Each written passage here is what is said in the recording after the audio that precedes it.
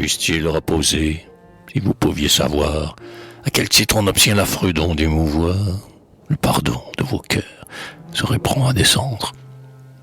Ah, d'un reproche amer n'agitez point sa cendre. C'est la première fois peut-être qu'il s'endort. Ne le réveillez pas, et laissez-lui sa mort. On dirait que le ciel avare du génie en fait encore pour nous un foyer d'insomnie. Victime dévouée à toutes les douleurs, le cœur toujours gonflé de remords et de pleurs, le malheureux, qui écrase un fardeau trop sublime, subit dans sa vertu les tortures du crime. Ne faut-il pas qu'il cherche à se fuir un moment, puisque lui-même enfin est son propre tourment?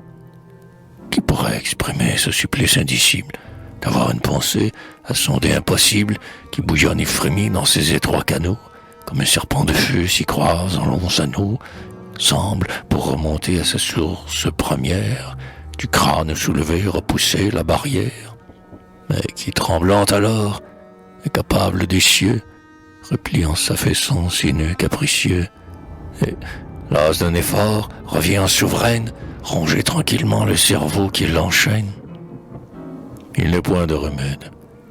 Il faut briser son corps, choisir dans les hasards un but à ses transports, d'un étalon fougueux presser le flanc rebelle, lancer sur les écueils sa fragile nacelle, s'asseoir dans les périls, voyager dans les camps, aller planter sa tente aux crêtes des volcans. On ne se guérit pas, mais du moins la fatigue oppose à la pensée une sorte de digue. Eh bien, celui qui cherche à soumettre ses flots, qui d'un cœur déchiré veut engourdir les mots, on l'accuse. Il s'épanche, il impudent sarcasme, d'un vol trop pour lui raillant l'enthousiasme. Le surnom de bizarre aspire à le flétrir. Est-il donc qu'en effet bizarre de souffrir?